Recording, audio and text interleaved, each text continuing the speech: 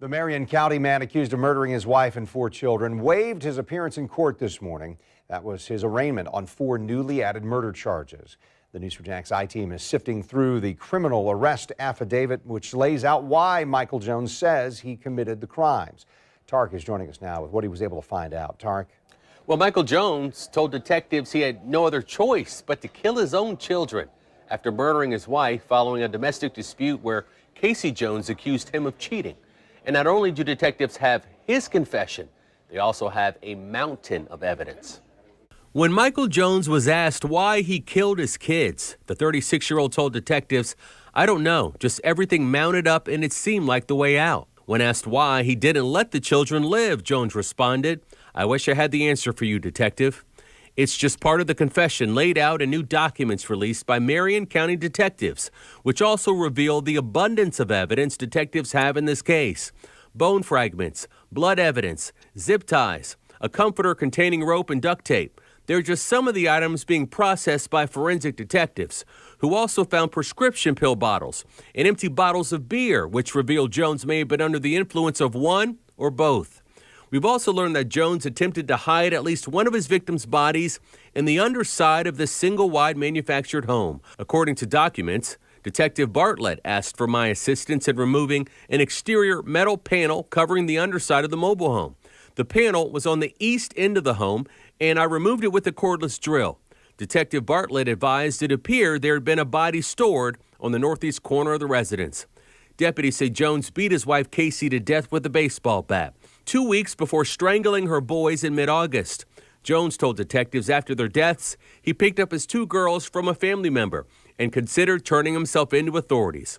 In the report, a detective states he went to Bellevue City Hall with his 2 girls and sat there for hours looking at the police department, considering turning himself in or hoping someone would make contact with him.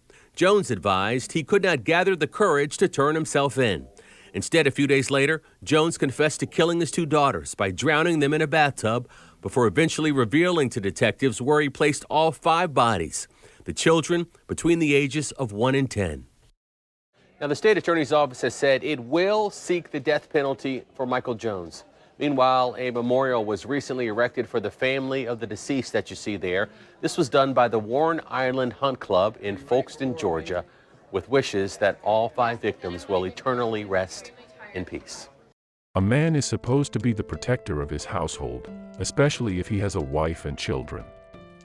Unfortunately, Michael Wayne Jones was the opposite as he decided to kill his wife, their 4 small children in span of a couple of weeks, stuffing their bodies in totes, and then driving around with the bodies in the back on his van for weeks.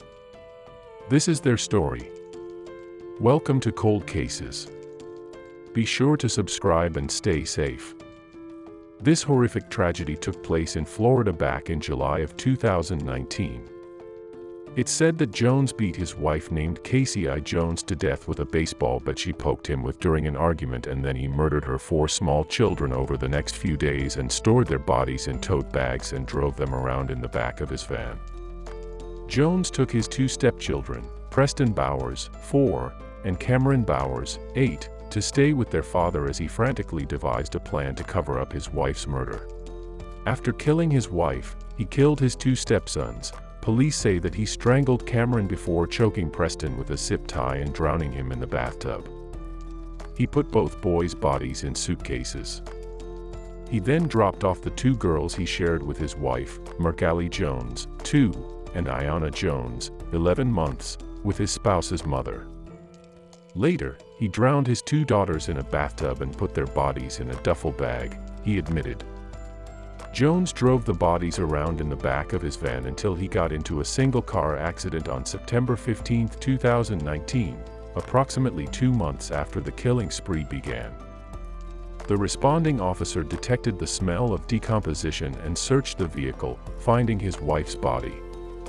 Jones then took authorities to a wooded area where he had dumped the 4 children's bodies. Shaken investigators asked Jones why he killed the children.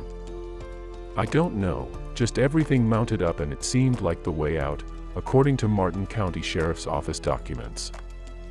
This whole horrific spree started because his wife looked through his phone, accusing him of infidelity, which police allege caused his snap in anger. Scheming to make it appear that she was still alive, he used her cell phone to post items to her social media accounts, according to the Ocala Star-Banner. He had strangled his sons because he thought since school was approaching fast and their absence would alert the school. Several days later, Jones told detectives he drove with his 2 young daughters and parked outside a police station, planning to turn himself in. But he eventually backed out of the plan, instead opting to drown both tots in a bathtub and putting both of their bodies into a single tote bag. His defense attorneys argue that his traumatic upbringing, including molestation at the hands of his father and abuse from a violent stepfather, damaged his mental health from an early age. Those factors, they argue, call for life in prison rather than death.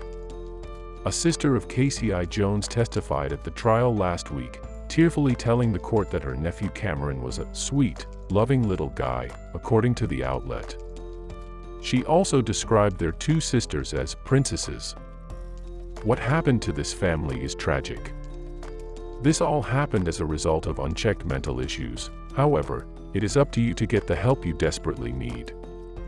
More videos about missing person cases, cold cases, and true crime cases are on the way.